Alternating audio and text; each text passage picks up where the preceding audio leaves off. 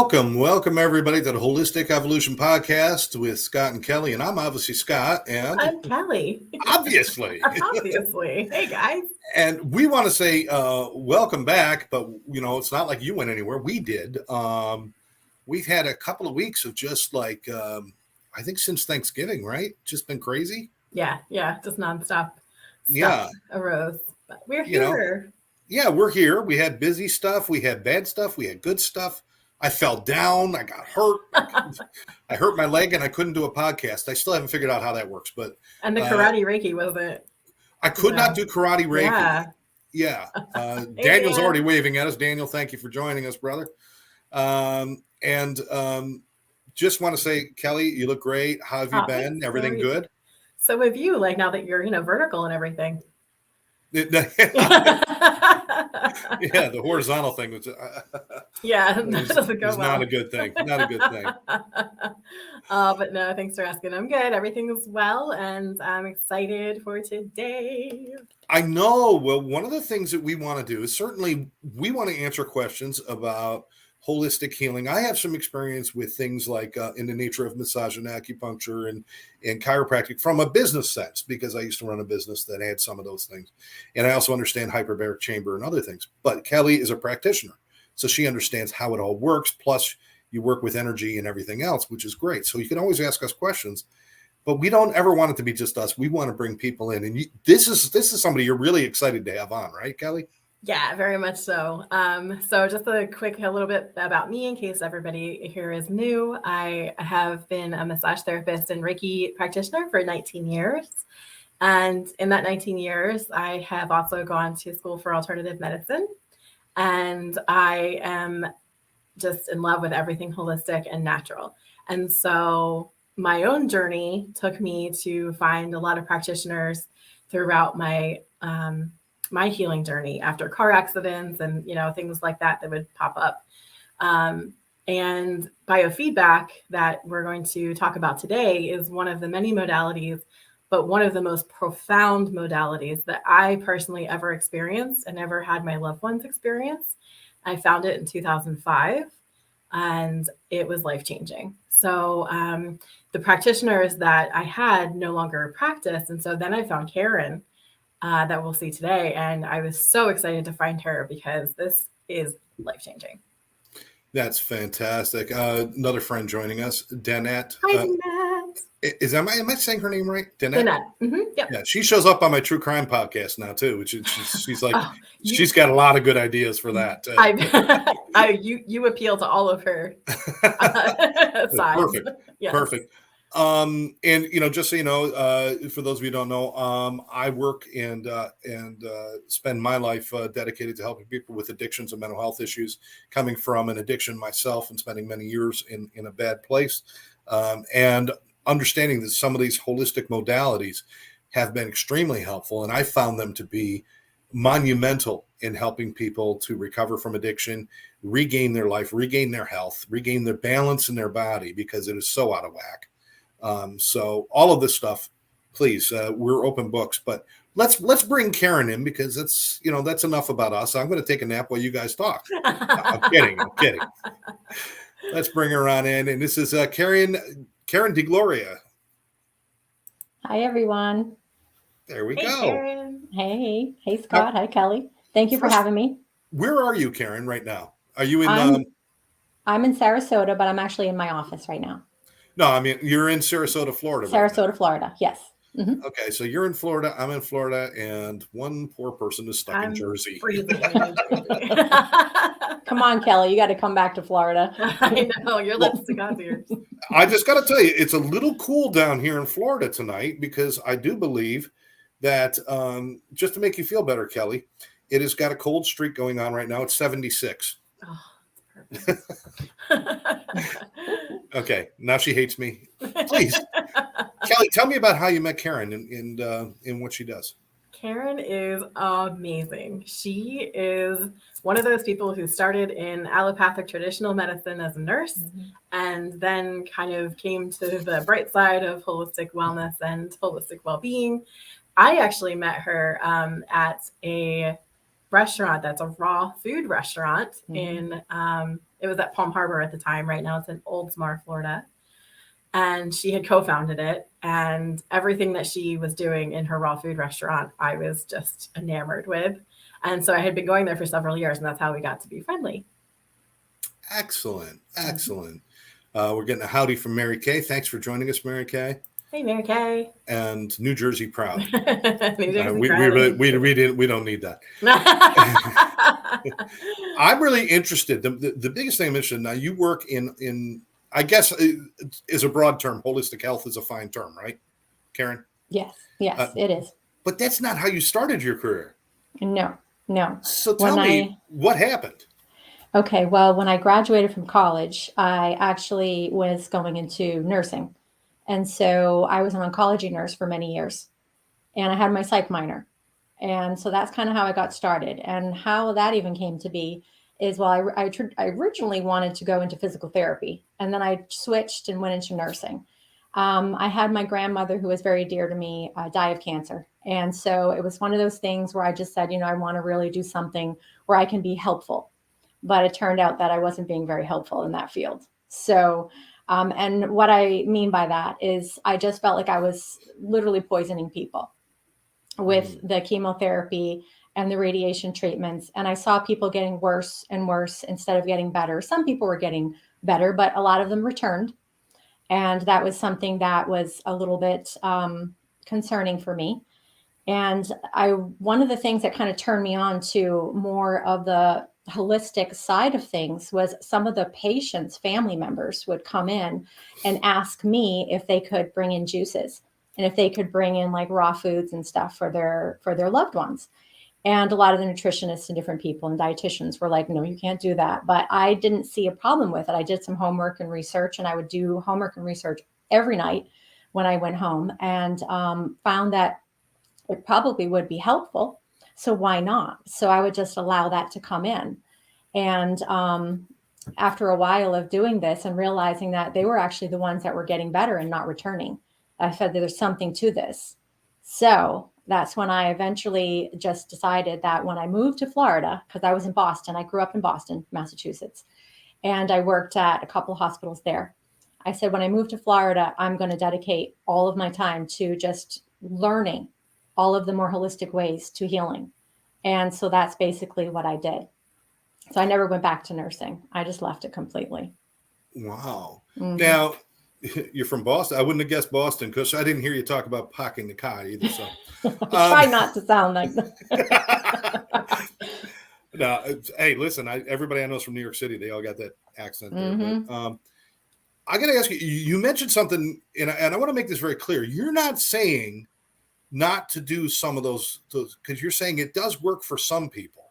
For some people. Yes. But it shouldn't be used as a panacea across the boards because it doesn't work for everybody, right? Is that the point you're making? Yes. And I really feel that the two should come together. And I'd love to see that happen more because I really feel that a lot of people are understanding that their immune systems are getting wiped from just that alone. Obviously, their lifestyles brought them to a place where their immune systems are not functioning well in order to even have cancer develop. So then we go and we wipe it out even more. And so I saw that as to be a problem. And then what we're doing is we're giving them microwaved food in the hospital. We're giving them, foods that are like cooked to death.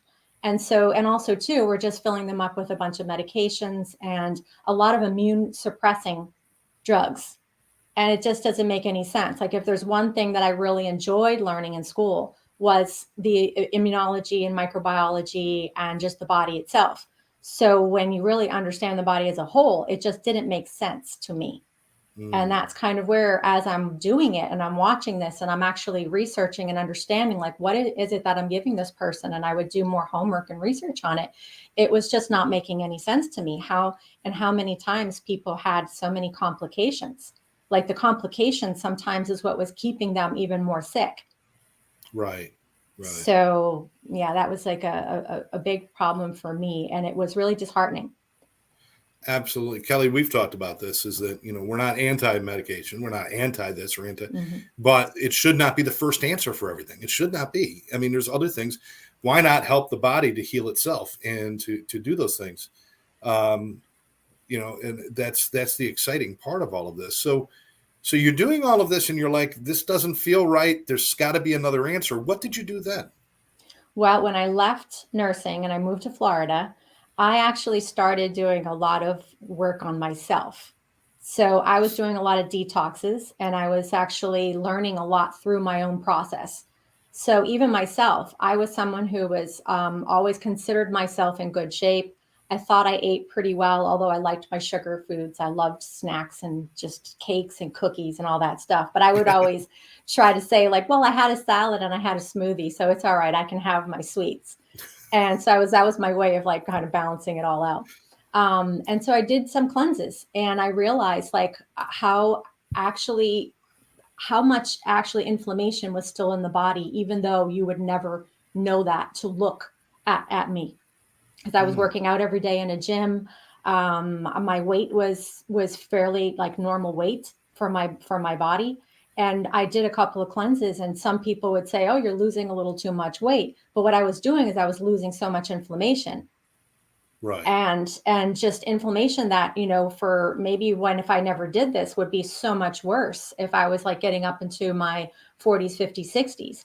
But so I was actually learning this in my late, probably mid to late 20s. And so I would actually do these cleanses and I'm like finding like my muscles, I had more striations. And I'm just like, well, I can't believe that this is happening to me. I'm only 20 something. And I'm realizing like I didn't even know that this could even be so good for someone my age who doesn't even have any problems, sort of say. I didn't think to myself that I had any issues. And the one thing that I noticed after like say a 10-day cleanse, and it took me a few days of coming off of it, I kind of tapered back into a healthy diet, but a normal diet. And I couldn't believe the amount of flexibility I had. Like that was something that was just I thought I had flexibility until I actually finished this cleanse. And then I was like, I can't believe I'm actually able to go into a split and not even have any issues at all. And that was something that I was like doing it around the house going, look at what I can do. And I was just like, I was so amazed of what just cleansing did that I had to start looking further and further. And I started like, that's what kind of turned me on to like eliminating more and more foods out of my diet. So I started eliminating all sugars and only eating healthy sugars. And then I went to eating no cooked food. And I did go a period of time where I was just raw vegetarian, but that works for me. That doesn't work for everybody either. Right, Like that's right. something I understand, like a lot of people need some cooked foods. But that was something that I did myself. And I stayed in that, probably 100% raw vegetarian for a good 12 to 15 years until I started incorporating more cooked foods back in. And I still I still do a lot better when I do mainly raw. But that's me.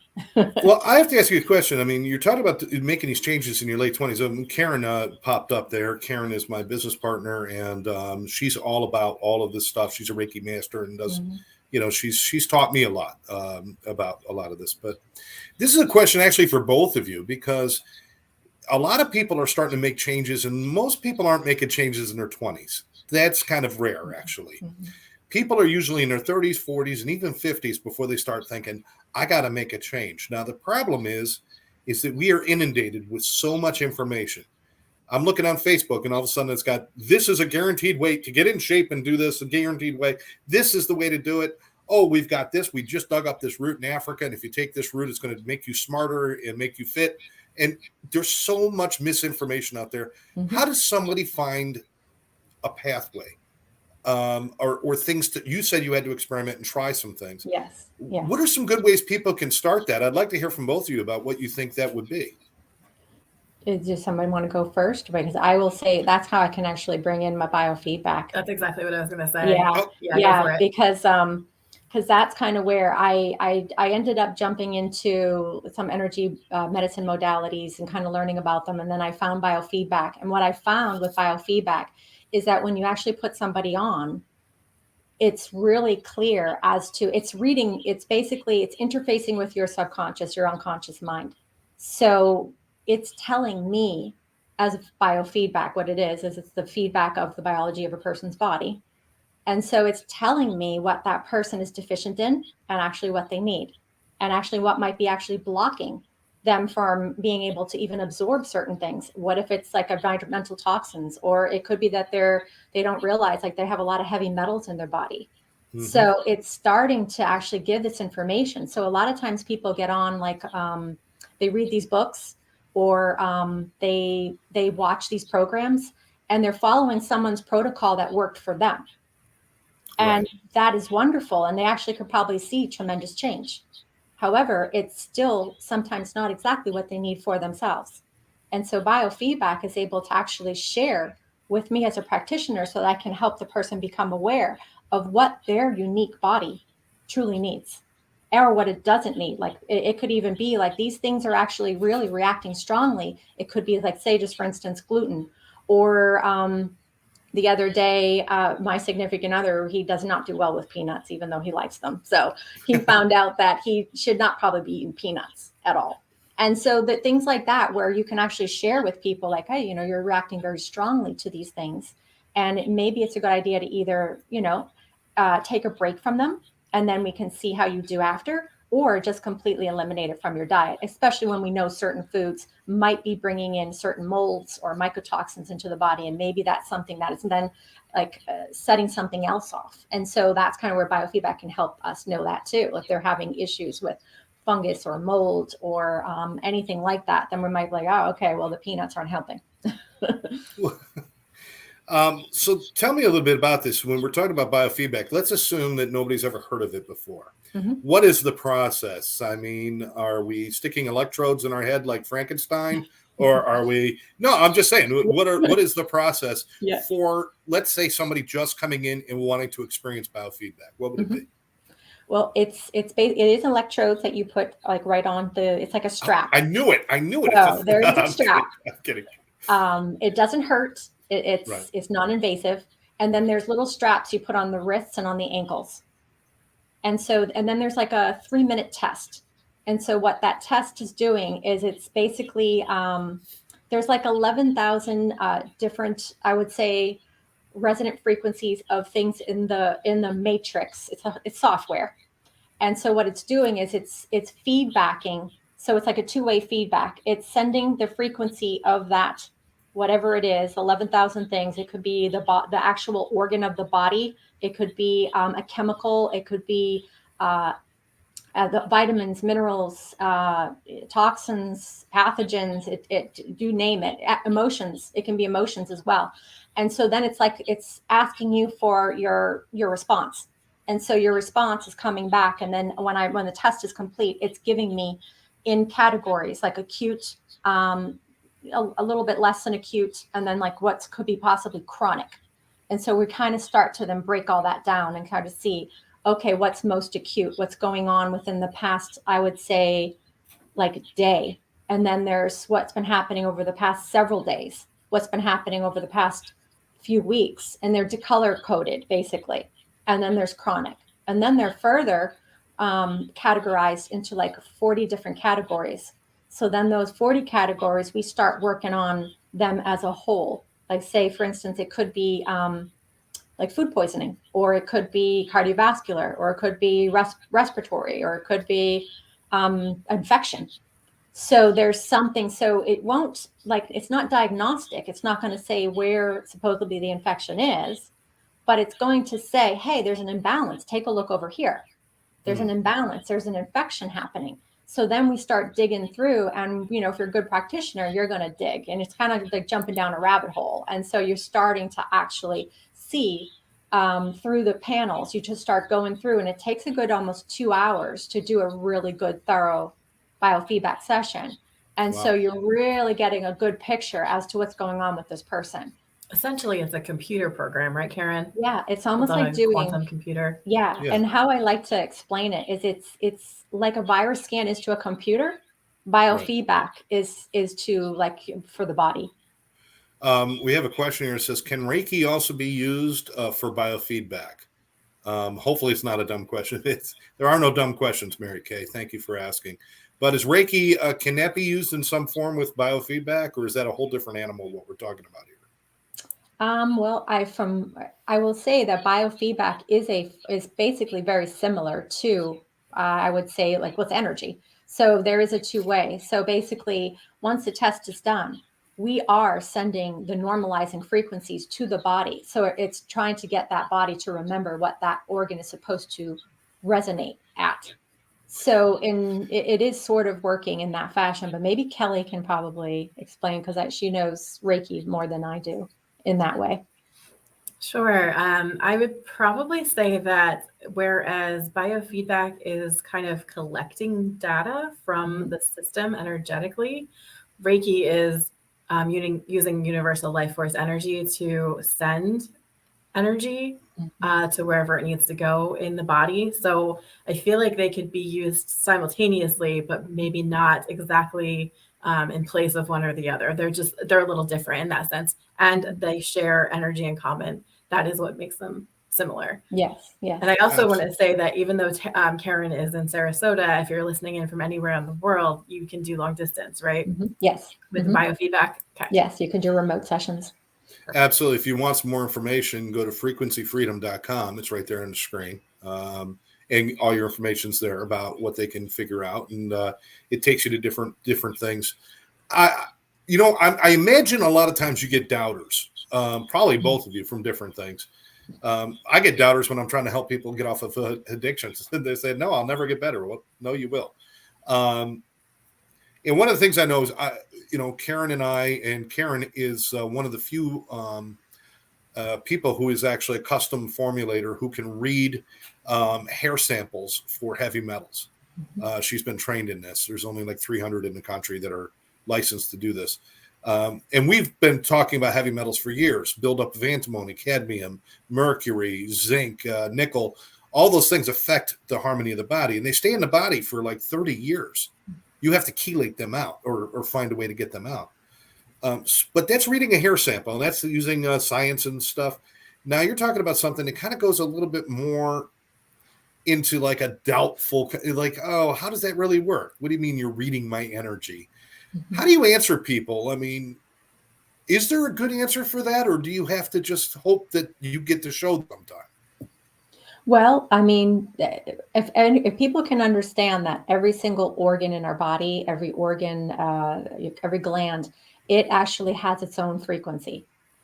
And so therefore, when it's reading it, it's going to tell us if there's like a disturbance there. Right. So that's kind of what we kind of talk about when we're saying it's reading, is because every single thing, I mean, even in an animated object has a frequency. So, but think about the body. I mean, every organ in the body has a frequency. And so therefore, if there's a heavy metal or a pathogen or something that has hit that part of the body, it's going to set it off balance. And so what biofeedback is doing is reading those responses of what's imbalanced in the body. What weak spots there are, or what blocks there are. And also what's coming, right? Yes. And so yeah, exactly. Because it's reading, that's a good point, Kelly, because one of the things, what makes it so different, which is one of the things I wanted to really bring up for people, is that when you go to like, say, get standard tests done, like say blood work done, CAT scans, x-rays, MRIs, they're reading what is happening at the physical level of the body. It's already there. It's already present. Right. And so there's something already wrong. So when you go for biofeedback, it's a great tool that you can use prophylactically, and something because you're reading the energetic body. There's a subtle energy level that it's reading, and it's going to share with you what's going on at that energy level before it becomes physical. So there's an area where we can go, we can turn this back with, the right diet, getting the right nutrients in. We can start looking at, do you need to do a heavy metal cleanse? Do you need to? So those are the things. That's why it's really good to coach people and have a background in, those detox modalities, nutrition, superfoods, proper eating, ways in which to modulate your immune system. It's really great to have that, because you can really share with someone great ways in which you can actually help to bring that body back to that normal way of, I guess, the oscillating, you know what I mean? Like the frequency of the body. And so by doing that, you can actually really help that body get it back on that self-healing Thank you so mechanism. much. Yeah, thank you so much for speaking into that, because I had Absolutely. a family member who did biofeedback when I originally found it, and the biofeedback technology found radiation poisoning. Yes. There were no symptoms. Yeah. It wasn't like this person went in there going, I have radiation poisoning, but Right. that came up on the biofeedback device as something that was like down the pike if you don't, do something proactively to address it. And the person had been through a lot of, airport security and had some MRIs and that kind of thing. So it's just fascinating watching how biofeedback can pick up on something that isn't even present, like as symptomatically yet in the body. Absolutely. I just want to read this comment real quick because it's Kim Quinn. Kelly, you know who she is. I know who she is. Hi, I'm listening with great interest. Does Karen have experience in healing? Was it Candida? Candida. Candida.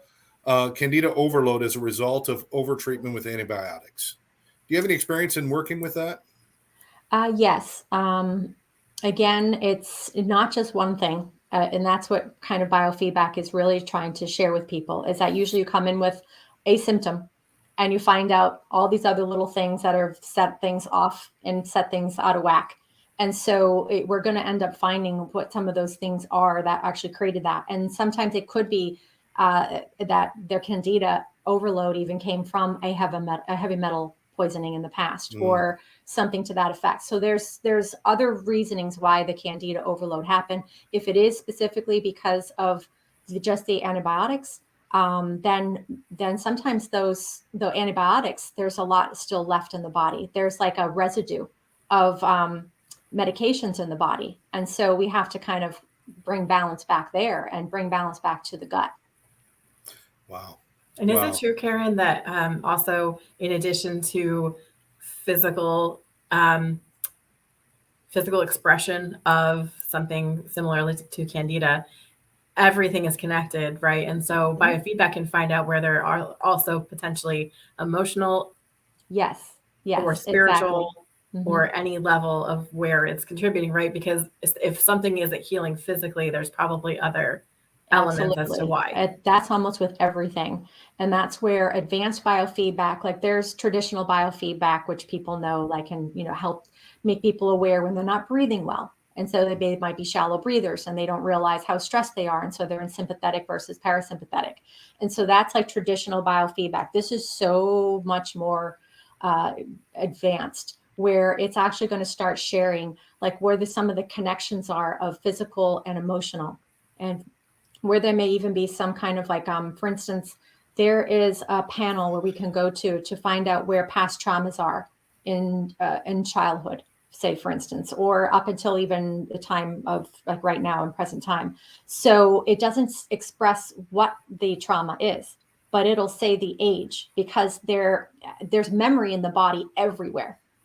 The unconscious part of ourselves stores everything. There's memory everywhere. And so a lot of times, just by being able to just nudge that, we can actually say, okay, it's time to release this. There's no need for this fear, or there's no need for this traumatic event to be present and creating problems in the here and now. And of course, it takes more than just one session. Again, everything, we didn't get this way overnight. It's going to take some time. It's going to take a certain amount of sessions, especially if it's something that is as old as going back as far as our childhood. But the fact is that usually on the day of the session, it's a snapshot of that day. And so whatever comes up on that day, which other ages will come up at a different time, that it's really saying the body wants to release this now. And so even that in itself, and it usually has an emotional connection to it. And it can even share what part of the body, like what part of the memory it's in. It could be in hormonal memory. It can be in muscle memory. It could be in skin memory. And sometimes that can give us clues if the person can remember. And a lot of people sometimes don't remember right then and there, but they call me, or that on their next session, they're like, oh, I remembered, or they talk to a family member and they actually realized that what trauma it was. And sometimes it doesn't mean it has to be a big trauma. It can be something very small. It can be someone said something pretty nasty to you when you were 5 years old at school and it traumatized you. And it caused something to happen that cascaded and creates issues later on. So it doesn't have to be a big trauma. Nicole is joining us saying, I wish insurance paid for this. I use an IMRS Matt. Holy, it's too many letters. It's too many letters. Whatever they're selling you is Matt, M-A-T. That's good. With visual and audio, it was a game changer, healing from my last traumatic brain injury in 2016. That is one of the issues too, is people don't tend to believe it if insurance doesn't pay for it.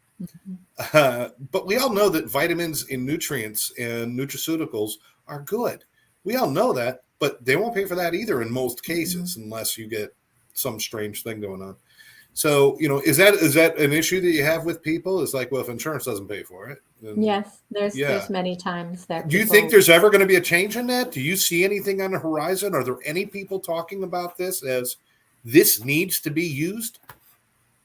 I really don't see it right now, but I do hope to. I hope so. Oh, me too. I think Absolutely. People are going to have to really start speaking up more. I mean, we can't be the only ones that do it. People really have to. I think the more that we educate people on this, and when we share some of these stories, it's going to make people more aware, and so that they actually start asking for these things, and demanding and commanding that these things become part of their health and wellness journey. Yeah, that's why we call it the holistic evolution. We want things to change. Exactly. Yes. Right, Kelli? I know. Exactly. I don't want to go to the doctor. I don't want to. The only time I ever want to go into the hospital, go to the doctor, is if I actually have some kind of emergency situation. I get into a car accident or something like that. That's what they're great for. They are amazing at doing that kind of thing. And they are amazing at diagnosing things. Right. That is where they are great. But when it comes to the actual healing of chronic illnesses and issues, I really feel our bodies do a lot better when we do things more naturally and we don't add synthetics into the mix. Yeah, that's the one thing I love so much about biofeedback too, is that yes, it may not be covered under insurance, but is telling you the specific vitamins or nutrients or whatever your body is deficient in, so that even if it were covered under insurance, like they're still they can't tell you like what medication to take. It doesn't work that way. So this is actually fix things. Mm-hmm. Essentially, like the imbalances in the body. And so isn't it great to not have to be guessing what you're deficient in and what supplement you're going to take? You're not going to just pee out the vitamin C or whatever that you buy. Karen can really help tailor to what your body needs. Absolutely. Saves you money. The other thing. Good. The other thing that's great with biofeedback is that a lot of people they're not able to absorb a lot of the nutrients that they are taking. And so a big problem is that they're taking all these it could be medications too. They're taking medications, they're taking nutritional supplements, they're eating good foods. However, they're not really absorbing. They're not assimilating anything. And so that's kind of where it's like, well, if you're going to take all of these things, then wouldn't it be nice to know where there's a block in the body, what the weaknesses are in the body, and to open that up with the frequencies going back into the body to teach your body and train the body, what normal is again, because something along the way caused that block. It could have been even a surgery. So surgery sometimes creates a block where then the energy isn't getting there. Or it could be a heavy metal again, or it could be a pathogen, and something is blocking or hijacking the receptor sites to what normally is supposed to go there. And so how do we actually start to remove that? Well, you can do it physically with a lot of these supplements and, chelating things, but you can also do it just with frequency, because of the fact that it's going to start to train the body that, yes, this isn't normal to be here. Detox it, get it out. So frequency going in the body is trying to retrain the body to remember what it's supposed to do. It forgot along the way.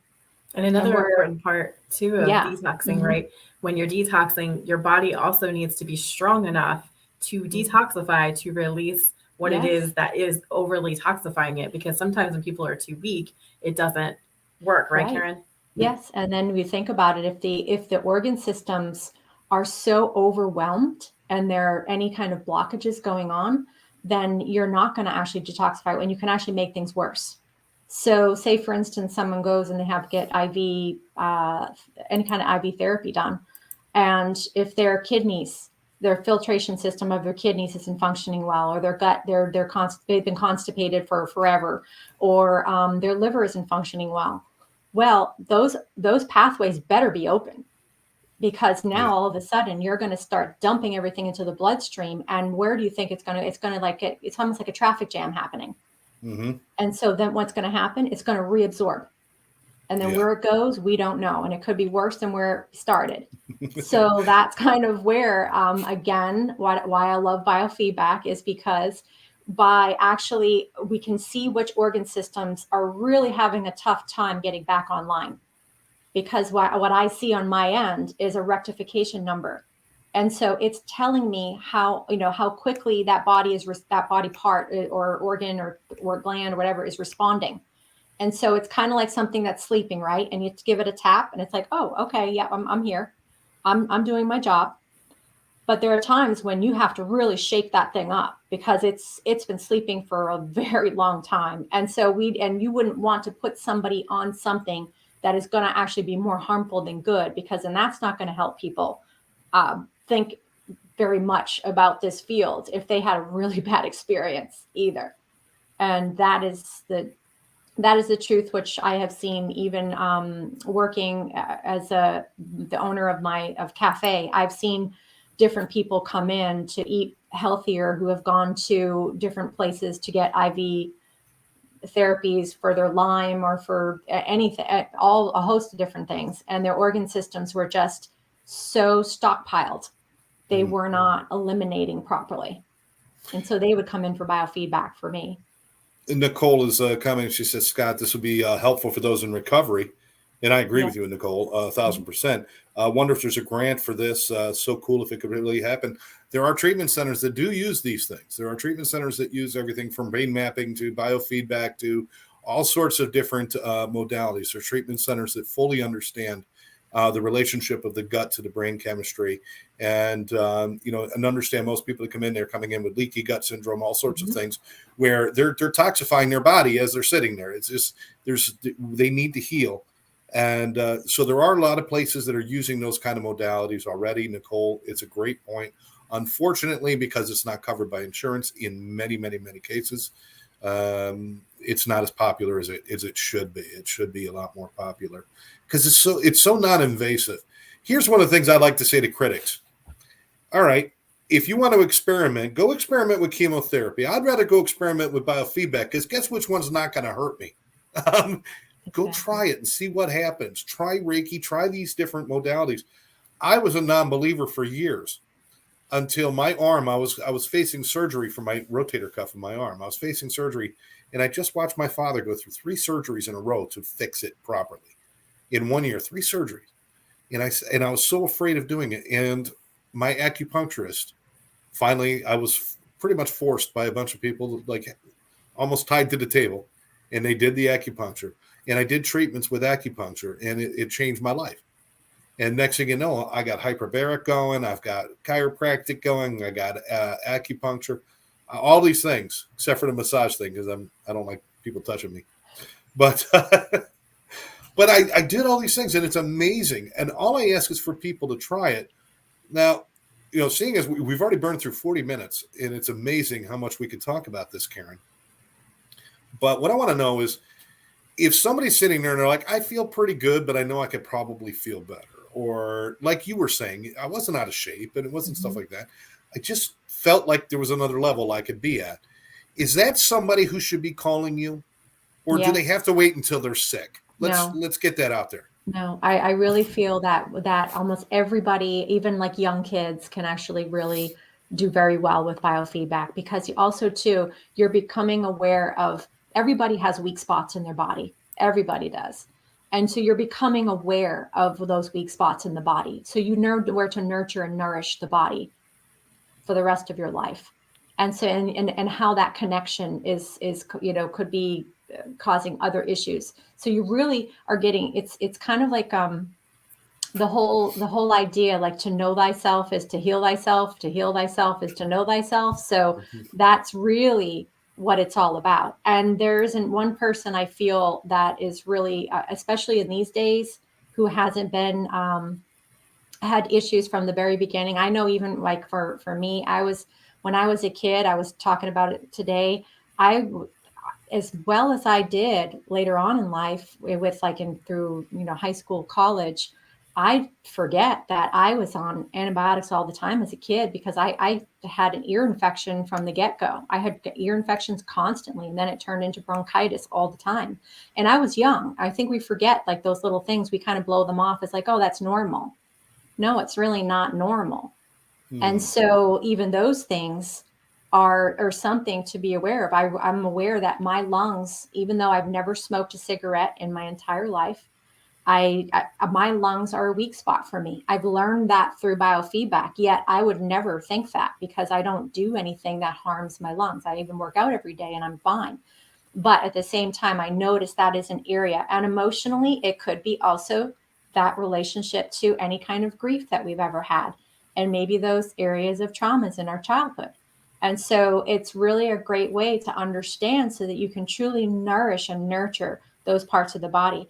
For instance, a lot of people, we see anyone with cancer, they're really, they're kind of shown or they're brainwashed to thinking they have to cut things out, cut things off, and all these things where actually emotionally, a lot of times that element with cancer, that area just needed a lot of nurturing and a lot more nourishment to that area. And so if we can learn that from the beginning and we can find out energetically when our immune system is really running low and what parts of the body are weaker, we can understand, these areas need nurturing. They just need to be loved on. And so maybe we can actually avoid or at least, prolong our life a lot longer by just doing it without all of the drugs. Right. Yeah. I really want to re-highlight that. I think biofeedback was one of the more scientific ways that I was able to see how much of an effect our emotions and our spiritual disharmonies or traumas can affect our physical well-being. I was going to an acupuncturist who was able to use a pendulum and kind of douse and get into my energy field and see what was going on. And a lot of times we would check her work to biofeedback and it was accurate, but it was just so amazing to see, that energetically biofeedback was confirming what was going on energetically in my body through past traumas that then we could heal and help. And I just don't want to put too fine a point on the fact that it's just amazing because we're not taught this in school. We're not taught about how much our emotions can generate physical symptoms later in life.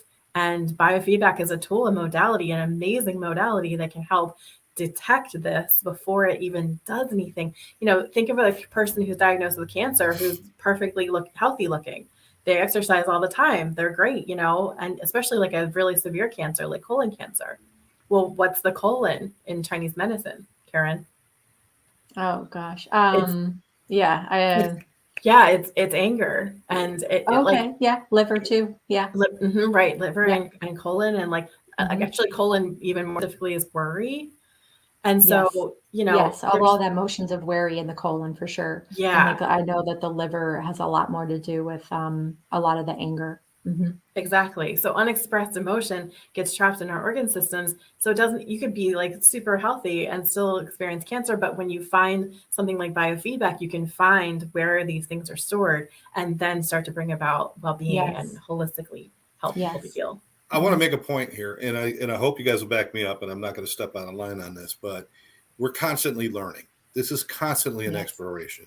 What we knew 20 years ago isn't close to what we know now, and what we know in 10 years from now is going to be far beyond what we know now. So there is we can't recognize everything. We don't know everything, but we're learning. And staying stuck in the old ways of You're sick, put a pill in your body. You're sick, get an operation. Staying connected to that, we're falling behind the times. We need to move forward. And moving forward with tools that have been around for how many years? 3,000-4,000 years. These tools have been used. So I just want to say you can't go in a bio. It's not going to recognize everything. Not everything works for everybody, but this is something that is really amazing and moving forward at a rapid pace, isn't it, Karen? Yes, absolutely. Mm-hmm. So I don't want people to think that, this is the end all and be all and the cure for everything, because that's the mistake we made with the medicines that we take today. That's why this country, the number one killer of people between ages of 19 and 45 today is fentanyl. And it is the most preventable death out there because you just don't take a pill. But unfortunately, from the day we're born, we're taught to take pills in America. You have a headache, take a pill. You can't sleep, take a pill. You can't wake up, take a pill. If you're feeling sad, take a pill. Everything's about take a pill. So that's all we've become. And we've fallen into this malaise of just doing this. Mm-hmm. Reach outside, do something different, try something different. Yeah. You're not going to be wrong. I mean, you're not going to be sorry for it, for sure. Go ahead. And for me too, having come from the medical field, medications were meant to usually most medications were just meant to be used for a short period of time. So even a lot of our antipsychotics or antidepressants and anti-anxieties, something happens, a trauma happens, a change in life, a transition you're going through, something increases, you're off balance. You take it for a short period, but we're supposed to be working on that issue so that we can get off of it. And the problem is most doctors are these days are just throwing them on and they don't really take them off. And so people are becoming addicted, and they're also then they need something else. So then, that's not working anymore. They need a better dose of it, or, they need something else. And so that's a problem with our society today.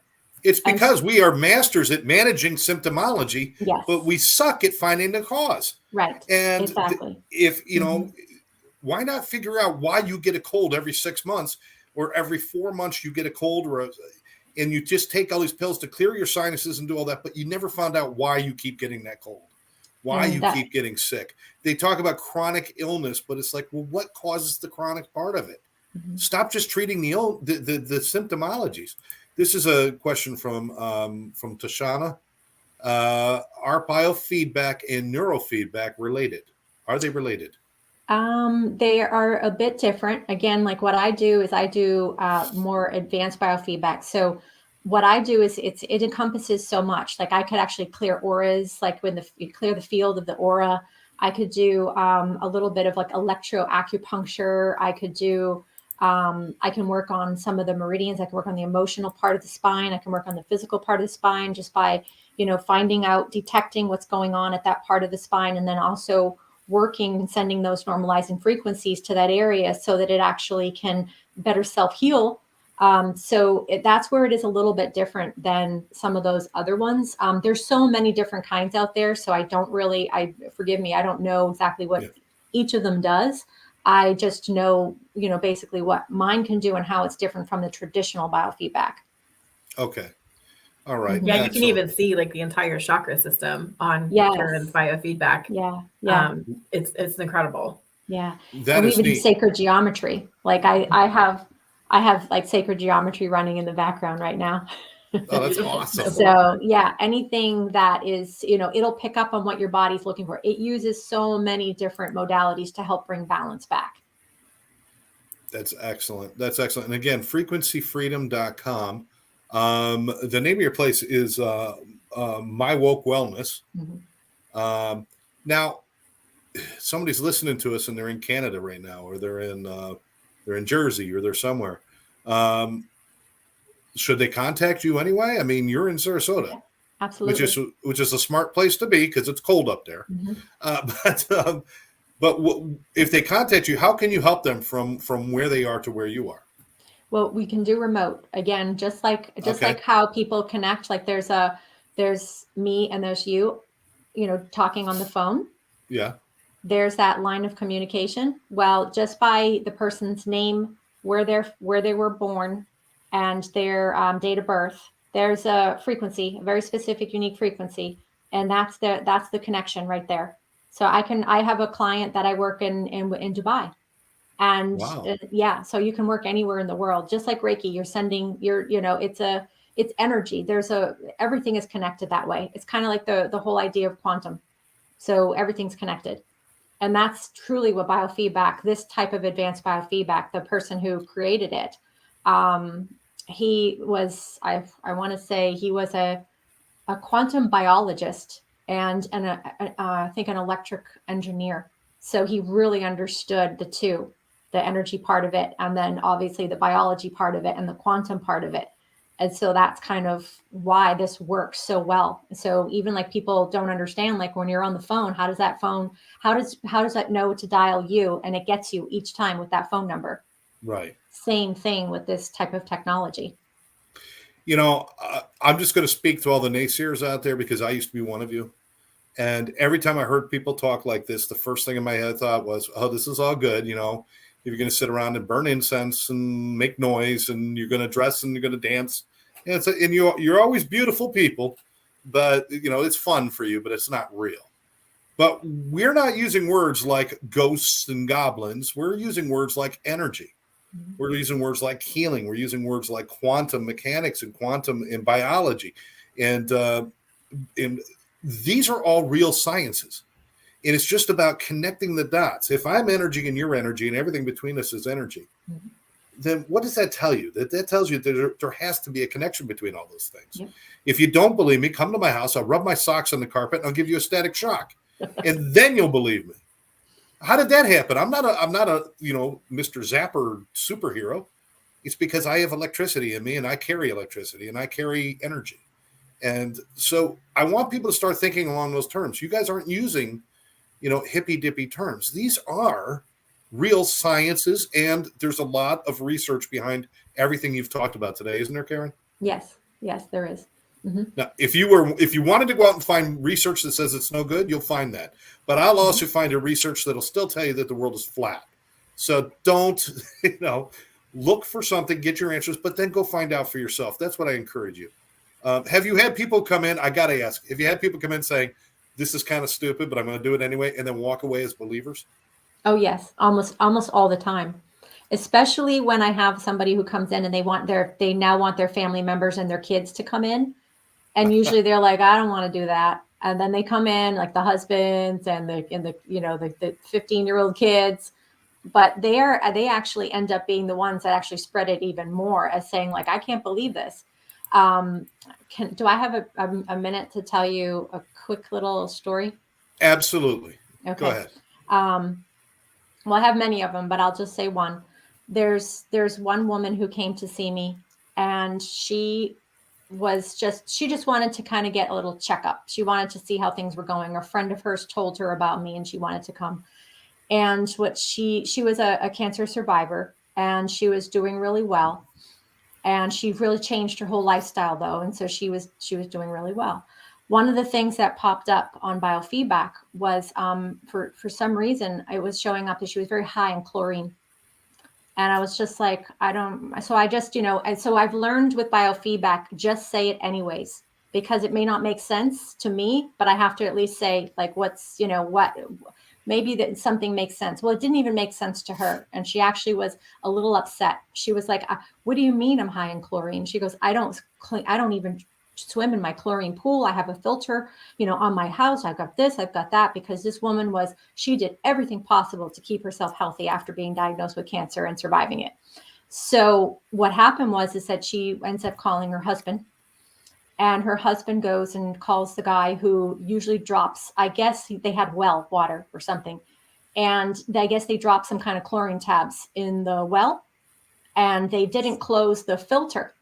So she was getting a ton of chlorine in her drinking water. And it was actually at such a level on biofeedback where it was like one of the highest numbers.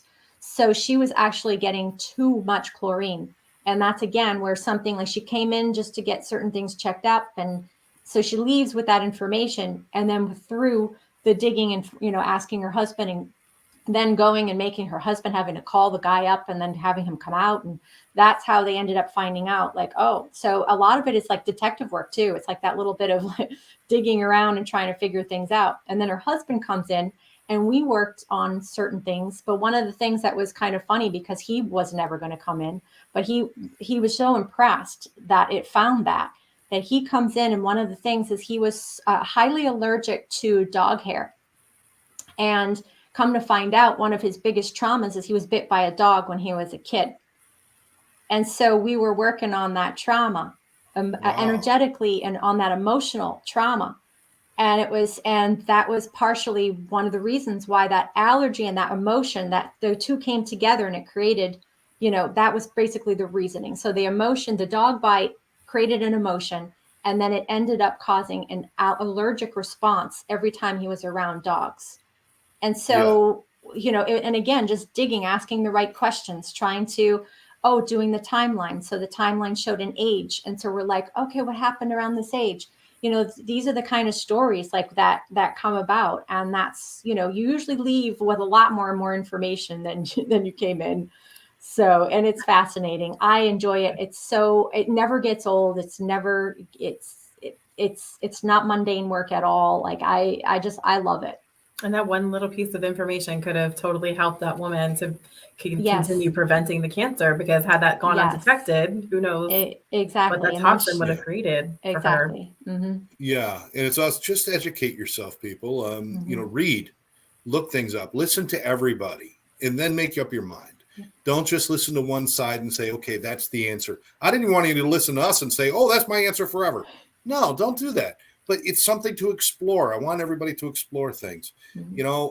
Definitely pay attention to the toxins in your environment, the heavy metals in your drinking water, and all that stuff. I mean, we've traced like heavy metals because we work in treatment. We were testing people, and it's like, oh, if I found somebody with a high concentration of nickel, and they were from the Northeast, I pretty much narrowed it down to all these people were coming from around Toms River, New Jersey. There was a heavy concentration of nickel in their drinking water and in their ground soil there.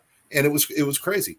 If you're going to put filters on your water, don't put filters on your drinking water, put it on your house. Because if you're going to not drink it, but you're going to shower in it, you may as well just drink it, because your body will absorb it. Hello. Anyway, there's so much to learn. Karen, I can't thank you enough for joining us today. I want to remind everybody, frequencyfreedom.com, if you want to find out more about Karen and what she does. And I am hoping, you're not going to say no, because I'm going to look like an idiot. I hope you come back and join us again sometime. Oh, I would love to. Thank you for having me. Good. Kelli, great find, I'm telling you. What do you think about the show today, Kelli, and how are you feeling about things? It went even better, exceeded my expectations. It was beautiful. I'm so happy, Karen. Thank you so much for joining us, agreeing to join us. Thank you, Kelli, for asking me. Absolutely. I just, and again, I just want to reiterate that the beautiful harmony between what Karen's doing in the holistic world with biofeedback, combined with her experience as an oncology nurse. I mean, that's a rare combination that you're not going to find very frequently in even biofeedback. So I just really want to highlight that of how special this woman is. Well, I think that's a true definition of looking at things on both sides. You actually did that. And do you think knowing those both sides and spending time working within both sides has given you a better perspective? Absolutely. And if things do show up even on biofeedback, that I really feel like sometimes things show up that could be, a cardiovascular or something like that, I will make sure I tell them, you have to, you have to get something explored a little bit more on the other side of things. So yeah, absolutely. We need both. Actually, I think next time when we come back, we'll talk about the healthy relationship we'd like to see between standard medicine and holistic medicine and alternative medicines and all this. I think all of it can come together with better communication and not jumping to the gun and jumping to drastic measures. I think it would be much better. But Karen, once again, Karen de Gloria, thank you so much for joining us. Kelli, as always, it's a blast doing the show with you. And for all of you out there, I want to thank everybody for joining us. So many people out there, great comments, great questions. Please always ask questions. That's the only way you're going to learn anything, is by continuing to ask questions. But for now, it is time for us to sign off. So for our guest, Karen, For Kelli, and I'm Scott Jones, we're saying everyone take care. Have a great week. We'll see you next time. Thank you. Have a great night. Bye-bye.